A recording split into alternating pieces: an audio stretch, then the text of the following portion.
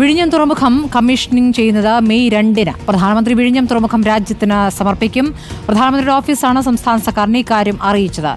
Arun Solomon വിവരങ്ങളുമായി. Arun Solomon, വിഴിഞ്ഞം commissioning May 2-ന് എന്നുള്ള വിവരം നമുക്ക് ഇപ്പോൾ ലഭിക്കുകയാണ്. പദ്ധതി രാജ്യത്തിന് സമർപ്പിക്കുന്നത് അടുത്ത മാസം 2-ാം തീയതി. എന്താണ് PMOയിൽ നിന്നും അറിയാനാകുന്നത്? സ്മൃതി, കേരളത്തിൻ്റെ സ്വപ്ന പദ്ധതിയായിരുന്ന വിഴിഞ്ഞം തുറമുഖം രാജ്യത്തിന് സമർപ്പിക്കുകയാണ് ഏറ്റവും ഒടുവിൽ.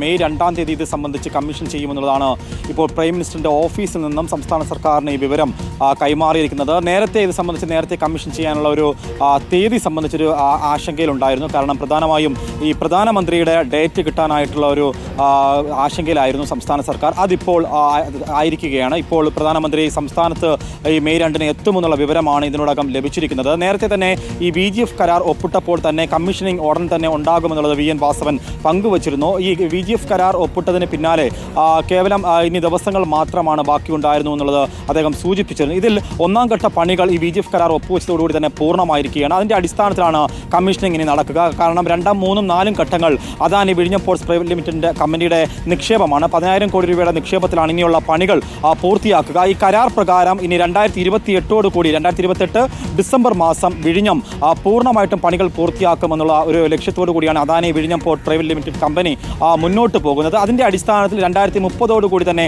സംസ്ഥാന സർക്കാരിന് വരുമാനം കിട്ടിത്തുടങ്ങും. അതായത് ഈ VGFന് പുറമെ മറ്റൊരു കരാർ കൂടി അന്ന് ഒപ്പുവെച്ചിരുന്നു.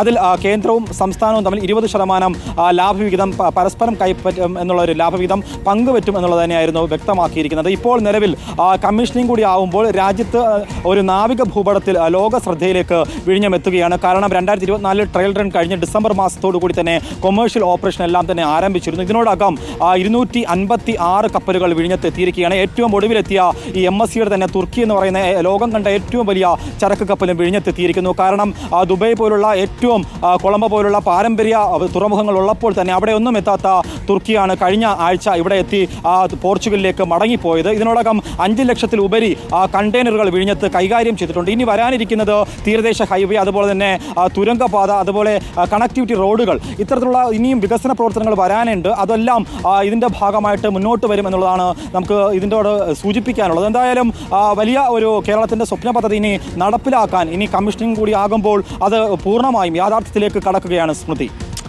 ശരി, അരുൺ സോളമനാണ് വിവരങ്ങൾ നൽകിയത്.